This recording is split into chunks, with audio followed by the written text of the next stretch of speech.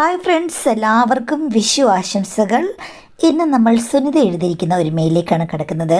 Madam, എൻ്റെ പേര് സുനിത, 38 വയസ്സുണ്ട്. പാലക്കാടാണ് എൻ്റെ വീട്. ഇടത്തരം കുടുംബത്തിലെ അംഗമാണ് ഞാൻ. ഡിഗ്രി വരെ പഠിച്ചതായിരുന്നു. ആ സമയത്ത് എന്നെ തമിഴ്നാട് ഭാഗത്തുള്ള ഒരു മലയാളിയാണ് കല്യാണം കഴിച്ചത്. അവർ തമിഴ്നാട്ടിൽ സെറ്റിൽഡാണ്. നല്ല കുടുംബവും നല്ല സാമ്പത്തികവും ഒക്കെയുണ്ട്. എൻ്റെ സൗന്ദര്യം കണ്ടിട്ടാണ് അയാൾ എന്നെ കല്യാണം കഴിച്ചത്. കാണാനും നല്ല യോഗ്യനായിരുന്നു. അങ്ങനെ ഞാൻ എൻ്റെ ഡിഗ്രി കഴിഞ്ഞ സമയത്ത് കല്യാണം കഴിഞ്ഞ് കോയമ്പത്തൂരിലേക്ക് പോയി. പക്ഷേ മാഡം, അവിടെ ചെന്ന് കഴിഞ്ഞപ്പോൾ കാര്യങ്ങളെല്ലാം ഓക്കെ ആയിരുന്നെങ്കിലും കുറേ വർഷം കഴിഞ്ഞിട്ടും കുട്ടികളൊന്നും ഉണ്ടായില്ല. ഭർത്താവിന് എന്നോട് നല്ല സ്നേഹമാണ്, എനിക്ക് തിരിച്ചും നല്ല സ്നേഹമാണ്. കാര്യങ്ങൾ മുറ പോലെ ഒന്നും തെറ്റാതെ നടക്കുന്നുമുണ്ട്. പക്ഷേ പ്രതീക്ഷിക്കുന്നൊരു ഔട്ട്കം ഉണ്ടാകുന്നുമില്ല.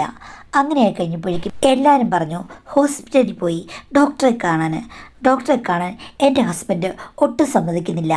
എങ്ങും വരുന്നതേയില്ല. ആയുർവേദമോ സിദ്ധവൈദ്യമോ നോക്കാം എന്ന് മാത്രമാണ് പുള്ളി പറഞ്ഞത്. അതല്ലാതെ അദ്ദേഹം ഒരു ടെസ്റ്റുകൾക്ക് വരില്ല. എത്ര ശ്രമിച്ചിട്ടും വന്നില്ല. അങ്ങനെയായപ്പോൾ എനിക്ക് സംശയമായി, എന്തെങ്കിലും കുഴപ്പമുള്ള ആളായിരിക്കുമെന്ന്.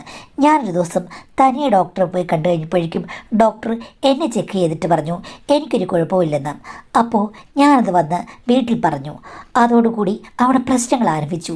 എൻ്റെ ഭർത്താവ് എന്നോട് പിന്നീട് ശത്രുതാ മനോഭാവത്തിൽ പെരുമാറാൻ തുടങ്ങി. അദ്ദേഹത്തിന് കഴിവില്ലാത്ത ആളാണെന്ന് ഞാൻ സ്ഥാപിച്ചെടുത്തു എന്നതായിരുന്നു. അങ്ങനെ വഴക്കും വക്കാണുമായിട്ട് ഞാൻ തിരികെ വീട്ടിലേക്ക് വന്നു. വീട്ടുകാരാണെങ്കിൽ ആ കല്യാണം ഒഴിയാനും സമ്മതിക്കുന്നില്ല. നീ അഡ്ജസ്റ്റ് ചെയ്ത് പോകണം എന്ന് പറഞ്ഞ് എൻ്റെ ജീവിതം എൻ്റെ വീട്ടിൽ ശരിക്കും ഒരു ഇരുട്ടറയിലായി എന്ന് പറഞ്ഞതുപോലെയായിരുന്നു. നാട്ടിൽ വന്നു കഴിഞ്ഞ ശേഷം എൻ്റെ വീട്ടുകാരാണ് എന്നെ ഏറ്റവും കൂടുതൽ കുത്താനും വഴക്ക് പറയാനുമൊക്കെ മുന്നിൽ നിന്നത്. ഞാൻ പിന്നെ അവിടെ അടുത്തൊരു ഷോപ്പിൽ ജോലിക്ക് പോയി. എന്ന് വെച്ചാൽ വീടിൻ്റെ അവിടുന്ന് കാണാവുന്ന ദൂരത്തിലാണ്. അത്രയേ ഉള്ളൂ. എൻ്റെ കാര്യങ്ങൾ എങ്ങനെയെങ്കിലും നടന്നു പോകണമല്ലോ. വിവാഹമോചനമൊന്നും ചെയ്തിട്ടില്ല. ഭർത്താവ് ഇടയ്ക്ക് വന്ന് വഴക്കുണ്ടാക്കും. മാഡം, ഒരു 4 വർഷത്തിന് മുമ്പ് അദ്ദേഹം ഒരു ആക്സിഡൻറ്റിൽപ്പെട്ട് മരിച്ചുപോയി. അതോടുകൂടി സത്യം പറഞ്ഞു കഴിഞ്ഞാൽ ഞാൻ സ്വതന്ത്രയെന്ന് പറയാം. അങ്ങനെ ഒരിക്കലും പറയാൻ പാടില്ല. എങ്കിലും എൻ്റെ ദുരിതപൂർണമായ ജീവിതത്തിന് ഒരു അവസാനമാവുകയായിരുന്നു. ഹസ്ബൻഡിനോട് സാരമില്ല, കുട്ടികൾ വേണ്ട, ഒന്നിച്ച് ജീവിക്കാമെന്ന് പറഞ്ഞാലും അദ്ദേഹം പറയുമായിരുന്നു, നീ എൻ്റെ കഴിവുകേട് പുറത്താക്കിയവളാണ്, അതുകൊണ്ട് നിന്നെ എനിക്ക് വേണ്ട, മറ്റൊരാളെ കൊണ്ട് നിന്നെ കല്യാണം കഴിപ്പിക്കാനും സമ്മതിക്കില്ല എന്നൊരു വാശിയായിരുന്നു. അതാണ് എൻ്റെ ജീവിതത്തിൽ സംഭവിച്ചത്. ഭർത്താവ് ഇടയ്ക്കിടയ്ക്ക് വന്ന് വഴക്കുണ്ടാക്കുന്നത് കൊണ്ടും അതേപോലെ തന്നെ എൻ്റെ നാട്ടിൽ എല്ലാവർക്കും ഞാൻ പിണങ്ങി വന്ന് നിൽക്കുക എന്നുള്ള കഥ അറിയാവുന്നത് കൊണ്ടും അവിടെയും അല്ലറ പ്രശ്നങ്ങളുണ്ടായിരുന്നു. അതുകൊണ്ട് എൻ്റെ മനസ്സിൽ ഒരാണുങ്ങളും കുടിയേറിയില്ല. ആരും എന്നെ നോക്കാനോ ശ്രദ്ധിക്കാനോ വന്നില്ല. എൻ്റെ നല്ല പ്രായം മുഴുവനും യാതൊരു വിധത്തിലും ഗുണമില്ലാതെ മുന്നോട്ട് പോയി. ചില സമയത്ത് ഞാൻ ഓർക്കും അന്ന് ഡോക്ടറെ പോയി കാണണ്ടായിരുന്നെന്ന്. പക്ഷേ ഞാൻ ഒരു സംശയ നിവൃത്തിക്ക് വേണ്ടി പോയി കണ്ടതാണ്. അത് ഇങ്ങനെയുമായി. എൻ്റെ യൗവനം ശരിക്കും ഏതോ വെള്ളത്തിൽ ഒഴുകിപ്പോയ പോലെ പോവുകയായിരുന്നു. ഭർത്താവിൽ നിന്നും എനിക്കൊരു പരിഗണന കിട്ടിയില്ല.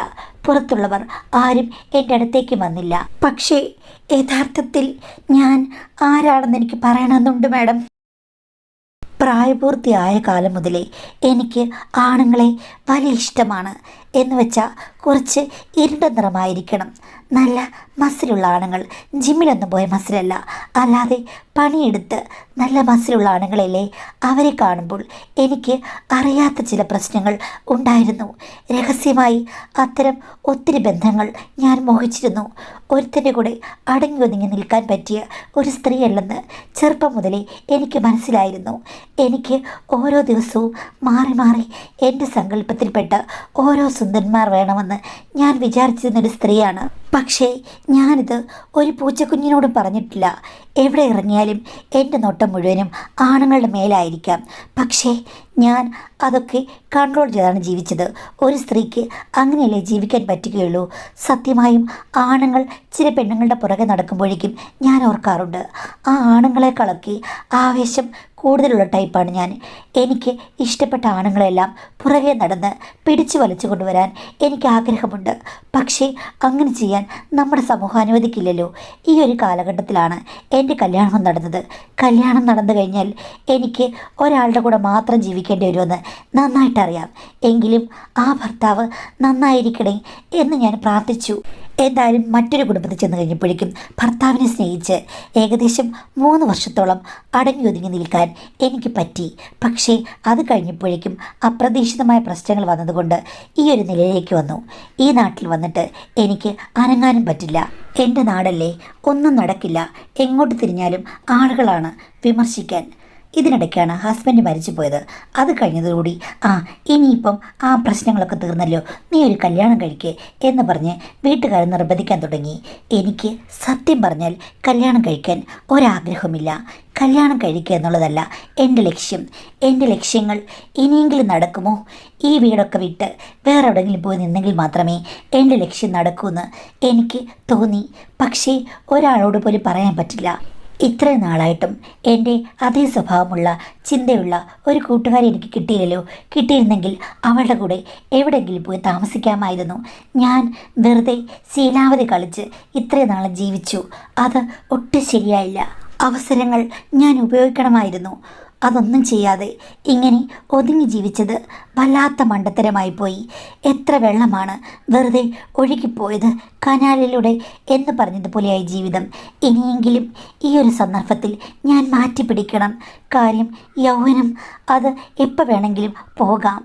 അതുകൊണ്ട് ഞാൻ കുറച്ചുകൂടി കർമ്മനിരതയാകണമെന്ന് എനിക്ക് തോന്നി. പക്ഷേ അങ്ങനെ പെട്ടെന്ന് കണ്ടുപിടിക്കാൻ പറ്റിയൊരു കൂട്ടുകാരി എവിടെ ഇരിക്കുന്നു? അങ്ങനെ ആരുമില്ല. ഇതിനിടയ്ക്കാണ് ഒരു ദിവസം പാലക്കാട് സിറ്റിയിൽ ഞാൻ പോയത്. ആ സമയത്ത് എൻ്റെ കൂടെ വേറെ ചേച്ചിയും ഉണ്ടായിരുന്നു. ചേച്ചി ഒരു ഓഫീസിൽ പോയിരുന്നു. കഴിഞ്ഞപ്പോഴേക്കും ഞാൻ ഓർത്തു, കുറച്ച് നേരം പാലക്കാട് കോട്ടമൈതാനത്ത് പോയിരിക്കാം. അപ്പോൾ പ്രശ്നമില്ലല്ലോ, ഒത്തിരി നാളായി പോയിട്ട്. അങ്ങനെ ഞാനവിടെ പോയി മരത്തണലിൽ കുറേ നേരം ഇരുന്നു. മാഡം, മനസ്സിന് ഒരു റിലാക്സേഷൻ. ഇവിടം വിട്ട് പോയെങ്കിൽ മാത്രമേ കാര്യങ്ങൾ നന്നായി നടക്കും. ഇനിയും വീട്ടിൽ നിന്ന് കഴിഞ്ഞാൽ പ്രശ്നങ്ങളായിരിക്കും. കല്യാണം കഴിക്കുന്ന അത് അടുത്ത പ്രശ്നം വരും. അത്രയേ ഉള്ളൂ. ഇങ്ങനെ ഇരിക്കുമ്പോൾ പല ആണുങ്ങളും വന്ന് എന്നെ നോക്കുന്നുണ്ടായിരുന്നു.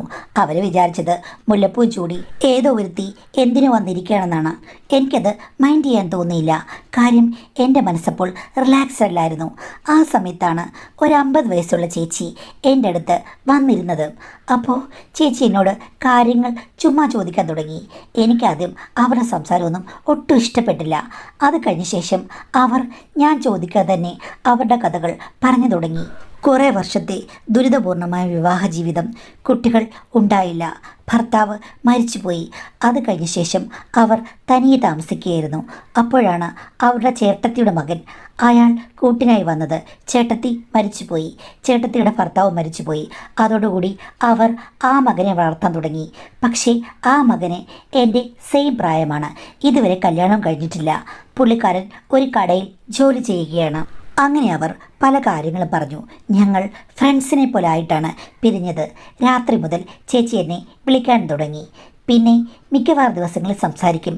ചേച്ചി എന്നോട് പറയും, മോളെ ഇന്നൊരു വർക്കുണ്ടായിരുന്നു, ഞാൻ പോയിട്ട് വന്നതാണ്, ഇന്ന ആളാണ്, ഇത്ര വയസ്സുണ്ടായിരുന്നു, ഇന്നൊരു കൊച്ചു പെയിനായിരുന്നു എന്നൊക്കെ എന്നോട് തുറന്ന് പറയാൻ തുടങ്ങി. ഞാനത് കേട്ടിട്ട് അധികം താല്പര്യം കാണിക്കാതെ എങ്കിലും ചൂണ്ടയിട്ട് ഇതൊക്കെ കേൾക്കാൻ വേണ്ടി ചോദിക്കും. പുള്ളിക്കാരി അത് വിശദമായിട്ട് പറയും.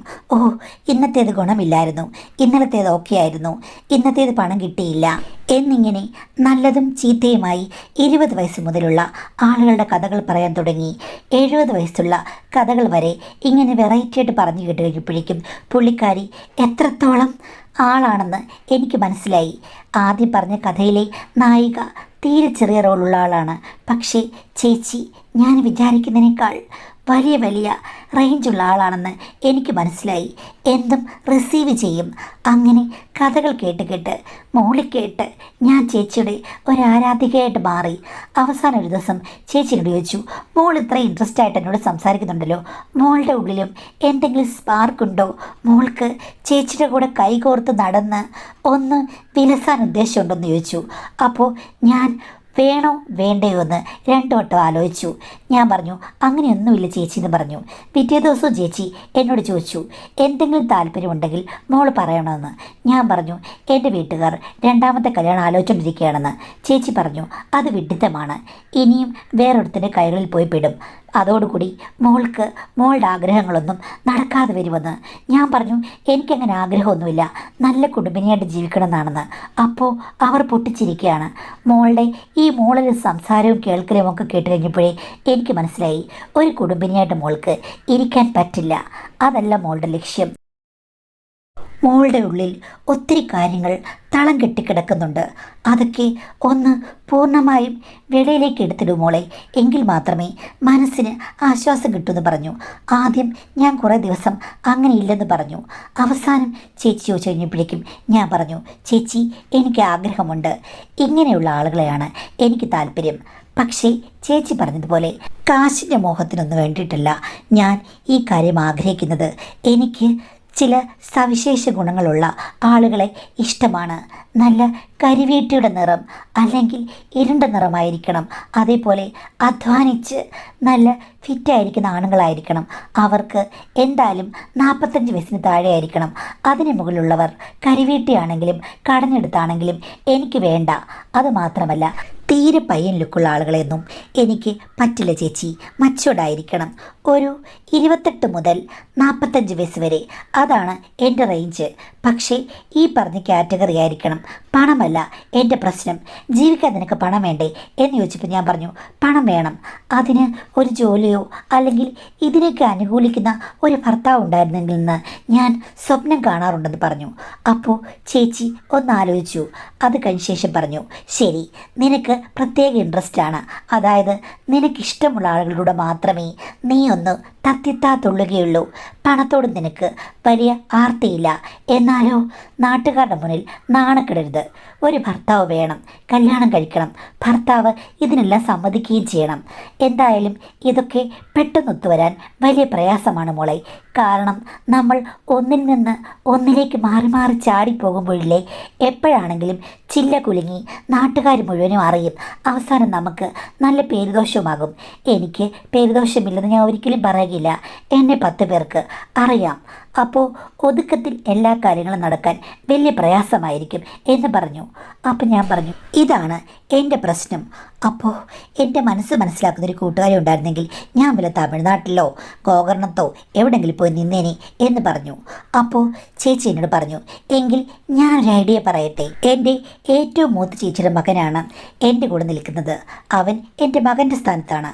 പ്രായം വെച്ച് നോക്കുമ്പോൾ വലിയ വ്യത്യാസമൊന്നുമില്ലെന്ന് നിനക്കറിയാമല്ലോ. എങ്കിലും അവൻ അമ്മ എന്നുള്ള സ്ഥാനം എനിക്ക് തരുന്നുണ്ട്. പക്ഷേ എല്ലാ കാര്യങ്ങളും അവനറിയാം. ഞാൻ അവനോട് പറയുന്നുണ്ട്. കാര്യം ഭാവിയിൽ പ്രശ്നങ്ങൾ ഉണ്ടാകാൻ പാടില്ലല്ലോ. അതുകൊണ്ട് അവൻ സപ്പോർട്ടാണ്. അവൻ്റെ കല്യാണം ഇതുവരെ നടന്നിട്ടില്ല. കടയിലല്ലേ ജോലി. പത്രാസൊക്കെ നോക്കിയിട്ട് ഇപ്പം ആരും പെണ്ണ് കൊടുക്കുന്നില്ല. അതുകൊണ്ട് അവൻ ഇത്തിരി ദുഃഖത്തിലാണ്. സത്യം പറഞ്ഞാൽ അവനെക്കൊണ്ട് മോളെ നന്നായി മെയിൻറ്റെയിൻ ചെയ്യാൻ പറ്റുമോയെന്നൊന്നും എനിക്കറിയില്ല. ആ കാര്യങ്ങളൊന്നും മോൾ പ്രതീക്ഷിക്കരുത്.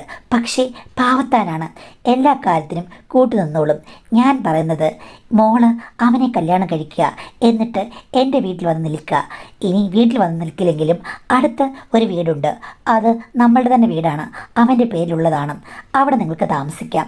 എന്ന് വെച്ചാൽ കാണാവുന്ന ദൂരത്താണ്. അങ്ങനെ നിങ്ങൾക്ക് ഇടർ കൂടെ താമസിക്കാം. എനിക്ക് നിങ്ങൾ രണ്ടുപേരും കൂട്ടുമാകും. അവൻ അവൻ്റെ ഇഷ്ടത്തിനനുസരിച്ച് അഡ്ജസ്റ്റ് ചെയ്ത് ഇങ്ങനെ പോകും. മോൾക്ക് അതിലൊന്നും ഒരു തൃപ്തിയാകില്ലെന്ന് എനിക്കറിയാം. പക്ഷേ ചേച്ചി അവിടെ ഉണ്ടല്ലോ. അതുകൊണ്ട് ചേച്ചി മോളുടെ ഇഷ്ടത്തിന് പറ്റിയ ആളുകളെ അല്ലെങ്കിൽ മോൾ തന്നെ കണ്ടുപിടിച്ചോളൂ. അതിനുള്ള അറേഞ്ച്മെൻറ്റ്സും സൗകര്യങ്ങളുമെല്ലാം ചേച്ചി തന്നെ ഒരുക്കിത്തരും. ഒരു പ്രശ്നവുമില്ല.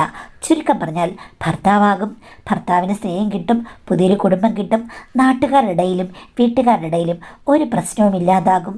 എല്ലാം കറക്റ്റായിട്ട് നടക്കുകയും ചെയ്യും. ഈ ഐഡിയ എങ്ങനെയുണ്ട്? വർക്കൗട്ടാക്കി തന്നു കഴിഞ്ഞാൽ മോളത് റിസീവ് ചെയ്യുമോ എന്ന് ചോദിച്ചു. അത് കേട്ട് കഴിഞ്ഞപ്പോഴേക്കും അടിമുടി ഞാനിങ്ങ് പൂത്തുലഞ്ഞു. ചേച്ചിയുടെ മകനെ ഞാൻ കണ്ടിട്ടില്ല. ഇനിയിപ്പം മന്ദബുദ്ധിയാണെങ്കിലും ഇത്തിരി സ്ലോ ആണെങ്കിലും ഒരു കുഴപ്പമില്ല. പേരിനൊരു ഭർത്താവുണ്ടല്ലോ. അങ്ങനെ കുഴപ്പക്കാരൊന്നും ആയിരിക്കില്ല. അങ്ങേരെ സമ്മതിക്കും. ചേച്ചിയുടെ കൂട്ടുമുണ്ട്. അപ്പോൾ എനിക്ക് സക്സസ് ആയിട്ട് എൻ്റെ ഡ്രീംസിൻ്റെ പുറകെ പോകാം എന്ന് ഞാൻ മനസ്സിൽ കരുതി. അപ്പോൾ ഞാൻ ചേച്ചിയോട് പറഞ്ഞു, ചേച്ചി അതൊന്ന് പ്രൊസീഡ് ചെയ്യൂ, ജാതിയോ മതമോ വല്ലതും പ്രശ്നങ്ങളാണോ എന്നൊക്കെ പറഞ്ഞ് ഞങ്ങൾ ജാതിയും മതവും പറഞ്ഞു കഴിഞ്ഞപ്പോഴേക്കും വലിയ പ്രശ്നമില്ല, ഈ ആലോചന വന്നു പറഞ്ഞാലും വീട്ടുകാർ സമ്മതിക്കും. അങ്ങനെയാണ് പുള്ളിക്കാരൻ എന്നെ പെണ്ണ് കാണാൻ വന്നത്. അന്നാണ് ഞാൻ ആദ്യം കാണുന്നത്. അതിനു മുമ്പ് ചേച്ചി ഒരു ഫോട്ടോ എനിക്ക് അയച്ചു തന്നിരുന്നു. അത് എനിക്ക് ഇഷ്ടപ്പെട്ടു. പക്ഷേ എങ്കിലും നേരിൽ കാണുമ്പോൾ എങ്ങനെയുണ്ടോ എന്നറിയില്ലല്ലോ. കണ്ടു കഴിഞ്ഞപ്പോഴേക്കും ഒരു പ്രശ്നവുമില്ല, കൂടെ കൊണ്ടു നടക്കാൻ പറ്റുന്ന ആളാണ്. ഞാൻ വിചാരിച്ചതുപോലെ ഒരു കരിവീട്ട് കടഞ്ഞ ആളൊന്നുമല്ല, നല്ല വെളുത്തൊരാളാണ്. പ്രശ്നമില്ല. ലക്ഷ്യം മാർഗത്തെ സാധൂകരിക്കുമെന്നാണല്ലോ. അങ്ങനെ വീട്ടുകാരെ വന്ന് കണ്ടു കഴിഞ്ഞപ്പോഴേക്കും അവർക്കും പ്രശ്നമൊന്നുമില്ല. എന്നെ എങ്ങനെയെങ്കിലും കല്യാണം കഴിച്ച് പറഞ്ഞു വിടാൻ വേണ്ടി മുട്ടി നിൽക്കുകയാണ് അവർ. അങ്ങനെ കാര്യങ്ങൾ ഭംഗിയായി നടന്നു. ഈ ഒരു ആലോചന വന്ന് ഒരു 35ാമത്തെ ദിവസമല്ലേ മാഡം ഞങ്ങളുടെ കല്യാണം ചെറിയൊരു അമ്പലത്തിൽ വെച്ച് നടന്നു. അങ്ങനെ ഞാൻ അവിടെ ചേച്ചിയുടെ വീടിനടുത്തുള്ള വീട്ടിലേക്ക് ചെല്ലുകയും ചെയ്തു. അതിനു മുമ്പ് തന്നെ ചേച്ചി ആ വീടെല്ലാം വൃത്തിയാക്കി എനിക്ക് വേണ്ടി റെഡിയാക്കിയിട്ടിരുന്നു മാഡം. ഒരു പ്രശ്നവും അവിടെയില്ല. ഹസ്ബൻഡ് ഈ പറഞ്ഞതുപോലെ കുറച്ച് സ്ലോ ആണ്. അദ്ദേഹത്തിന് എന്നോട് സ്നേഹമാണ്, ചേർന്നിരിക്കുന്നുണ്ട്. എന്നോട് ഒരു പ്രശ്നവുമില്ല. പക്ഷേ മറ്റു കാര്യങ്ങളിലൊന്നും വലിയ താല്പര്യമില്ലാത്ത രീതിയിലാണ് ആദ്യ ദിവസം എനിക്ക് തോന്നിയത്. പിറ്റേ ദിവസമാണ് ഞാൻ ചേച്ചിയോട് സംസാരിച്ചത്. അപ്പോൾ ചേച്ചി എന്നോട് പറഞ്ഞു, ഇനി മുതൽ നീ എന്നെ ചേച്ചിന്ന് വിളിക്കരുത്, ഞാൻ നിൻ്റെ ചിറ്റയാണ്, ചിറ്റയെന്ന് മാത്രമേ വിളിക്കാവൂ.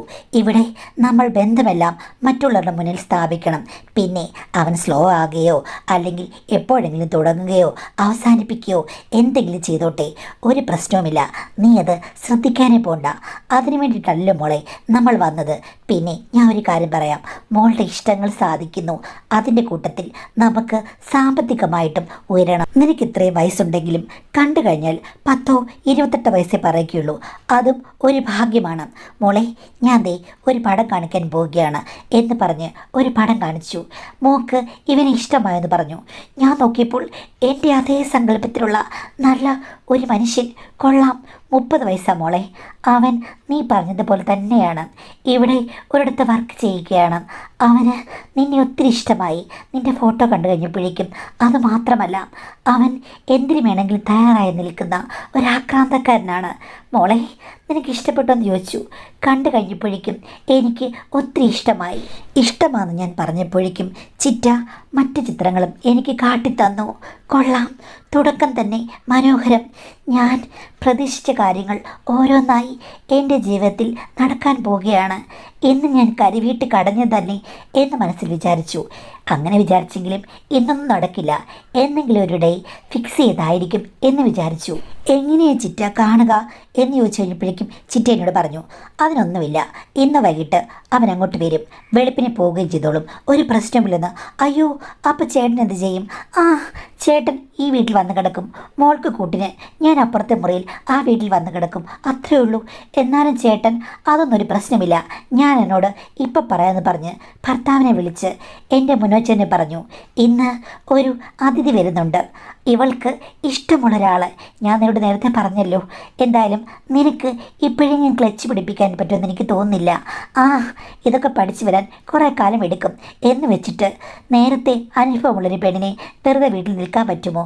അത് മാത്രമല്ല മോനെ, നമുക്ക് പണം ഉണ്ടാക്കണമെന്ന് ഞാൻ പറഞ്ഞല്ലോ. അത് കേട്ട് കഴിഞ്ഞപ്പോഴേക്കും അനുസരണയുള്ള ഒരു കുട്ടിയെ പോലെയാണ് എൻ്റെ ഭർത്താവ് തലയാട്ടിയത്. ചിറ്റ പിന്നെ ചിറ്റയുടെ വീട്ടിലേക്ക് പോയി. അപ്പോൾ ഹസ്ബൻഡ് എൻ്റെ അടുത്ത് വന്നിരുന്ന് ചേർന്ന് നിന്നിട്ട് പറയുകയാണ്, ചിറ്റ പറയുന്ന പോലെ നമുക്ക് മുന്നോട്ട് പോയാൽ പോരെ, നിനക്ക് വല്ല വിരോധമുണ്ടോ എന്ന് ചോദിച്ചു. ഞാൻ പറഞ്ഞു, നേരത്തെ ചിറ്റ എല്ലാം പറഞ്ഞതല്ലേ, എനിക്കും ആഗ്രഹങ്ങളുണ്ടെന്ന്. അപ്പോൾ ഹസ്ബൻഡ് പറയുകയാണ്, അതിലൊന്നും ഒരു പ്രശ്നവുമില്ല. ചിറ്റ പറയുന്നത് കേട്ടിട്ട് എനിക്ക് നല്ലതേ വന്നിട്ടുള്ളൂ. എന്തായാലും നിൻ്റെ ഇഷ്ടവും അങ്ങനെ നടന്നു പോട്ടെ. എനിക്ക് ചെറിയ ചെറിയ കുഴപ്പങ്ങളുണ്ടെന്ന് എനിക്ക് തന്നെ അറിയാം. നീ എന്നെ വിട്ടുപോകില്ലല്ലോ, എൻ്റെ കൂടെ എപ്പോഴും കാണില്ലേ എന്ന് പറഞ്ഞു. അത് കേട്ട് കഴിഞ്ഞപ്പോഴേക്കും ഞാൻ അദ്ദേഹത്തെ ചേർത്ത് പിടിച്ചിട്ട് പറഞ്ഞു, എനിക്ക് സത്യം പറഞ്ഞാൽ നിങ്ങളെ വിട്ടിട്ട് പോകാൻ യാതൊരു താല്പര്യവുമില്ല. എനിക്ക് വേണ്ടത് എന്താണെന്ന് നിങ്ങൾക്ക് അറിയാമല്ലോ എന്ന് പറഞ്ഞു. അപ്പോൾ പുള്ളി പറഞ്ഞു, ചിറ്റ എന്നോടെല്ലാം പറഞ്ഞിട്ടുണ്ട്, അത് മുറ പോലെ നടക്കട്ടെ, പ്രശ്നമൊന്നുമില്ല.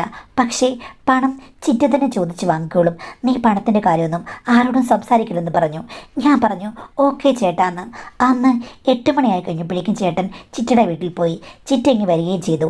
അത് കഴിഞ്ഞ് അരമണിക്കൂർ കഴിഞ്ഞപ്പോഴേക്കും മറ്റേയാൾ കാറിൽ വന്നു. വീടിൻ്റെ ഒരു ഭാഗത്തേക്ക് കാർ ഒതുക്കിയിട്ടിട്ട് അയാൾ കയറി വന്നു. 1 അരമണിക്കൂർ ഹ്രസ്വമായ സംഭാഷണം ഉണ്ടായിരുന്നു. അത് കഴിഞ്ഞ ശേഷം ചിറ്റ എന്നെ ഒരുക്കി മുറിയിലേക്ക് പറഞ്ഞു വിട്ടു. പിന്നെ ശരിക്കും പറഞ്ഞാൽ എൻ്റെ ആദ്യ കല്യാണത്തിനെ പോലെ ആയിരുന്നില്ല. ഇതായിരുന്നു എൻ്റെ ആദ്യത്തെ നിശ. അതേ രീതിയിലുള്ള പ്രകടനവും സ്നേഹവുമാണ് അദ്ദേഹം എന്നോട് പങ്കുവെച്ചത്. ഞാൻ എൻ്റെ ഇഷ്ടങ്ങൾ എന്തൊക്കെയാണെന്ന് എണ്ണി എണ്ണി പറയാൻ അദ്ദേഹം പറഞ്ഞു.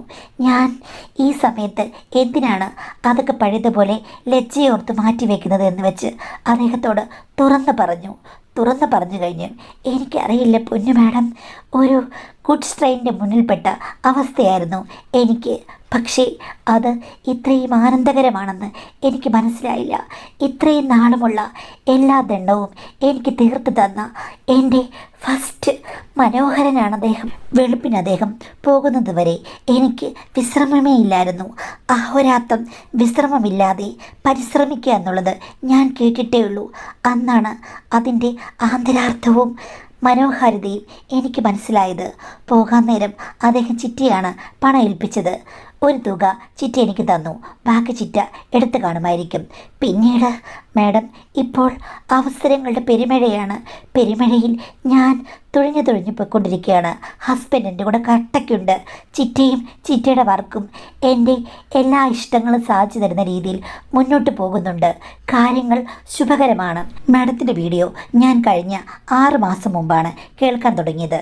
എന്തായാലും മാഡം, ഇപ്പോൾ മാഡം ചില വീഡിയോകളിലൊക്കെ മറുപടി കൊടുത്ത പോലെ ഡോക്ടറെ കണ്ട് അബദ്ധങ്ങൾ പറ്റാതിരിക്കാനുള്ള കാര്യങ്ങൾ ഞാൻ ചെയ്തു. അതിൽ മാഡത്തിന് ഒത്തിരി നന്ദി പറയണം. അതുകൊണ്ടാണ് എൻ്റെ ജീവിതം ഞാൻ ഇഷ്ടമുള്ളതുപോലെ മുന്നോട്ട് കൊണ്ടുപോകുന്നത്. അതുപോലെ തന്നെ സുരക്ഷാ കാര്യങ്ങൾ പറഞ്ഞതും എൻ്റെ മനസ്സിലുണ്ട്. അതുകൊണ്ട് നന്നായി മുന്നോട്ട് പോകാമെന്ന് വിചാരിക്കുന്നു. മാഡം ഓർക്കും മാഡത്തിൻ്റെ വീഡിയോ കണ്ടിട്ട് വഴി തെറ്റിപ്പോയി, അല്ലെങ്കിൽ ആവശ്യമില്ലാത്ത ഐഡിയ ഞാൻ കണ്ടുപിടിച്ചു എന്ന്. അങ്ങനെയല്ല, എൻ്റെ ആവശ്യമായിരുന്നു. അതിൽ നിന്ന് മാഡം പറഞ്ഞ കാര്യങ്ങൾ എൻ്റെ പ്രൊട്ടക്ഷന് വേണ്ടി ഞാൻ തിരഞ്ഞെടുത്തു എന്ന് മാത്രമേ ഉള്ളൂ. അതുകൊണ്ട് നന്ദിയോടുകൂടി എൻ്റെ ജീവിതത്തിൽ നടന്ന സംഭവങ്ങൾ ഞാനൊന്ന് മെയിൽ അയച്ചതാണ് മാഡം എന്നാണ് ഇതിൽ പറഞ്ഞിരിക്കുന്നത്. പക്ഷേ ഈ പറഞ്ഞതുപോലെ ഇത്തരം കാര്യങ്ങളെ നമ്മൾ അനുകൂലിക്കുന്നില്ല. ഒരു വീഡിയോ കേൾക്കുമ്പോൾ അല്ലെങ്കിൽ ഒരു കഥ കേൾക്കുമ്പോൾ അതിൽ നിന്ന് ആളുകൾ എന്താണ് ഉൾക്കൊള്ളുന്നത്, അത് സദാചാരമാണോ, നല്ല കാര്യമാണോ, ചീത്തക്കാര്യമാണോ എന്ന് നമുക്ക് അറിയാൻ പറ്റാത്തത് കൊണ്ട് അതിനെ എനിക്ക് കൂടുതൽ വിശദമായിട്ട് പ്രതികരിക്കാൻ പറ്റുന്നില്ല. എന്തായാലും അവരുടെ ജീവിതത്തിൽ പ്രശ്നങ്ങളില്ല, സന്തോഷമാണ് എന്നുള്ള രീതിയിലാണ് ഒരു കത്ത് വന്നിരിക്കുന്നത്. ആ കത്ത് നമ്മൾ വിശുദ്ധനത്തിൽ വായിച്ചു. ആരുടെ ജീവിതത്തിലും ഒരു പ്രശ്നവും ഒന്നുമില്ലാതെ എല്ലാവരും സന്തോഷത്തോടെ എപ്പോഴും അവനവൻ്റെ പ്രശ്നങ്ങളൊക്കെ സോൾവ് ചെയ്ത് സന്തോഷകരമായി മുന്നോട്ട് പോകട്ടെ എന്ന് ഞാനും ഈ കത്ത് വായിച്ചുകൊണ്ട് ആശംസിക്കുന്നു.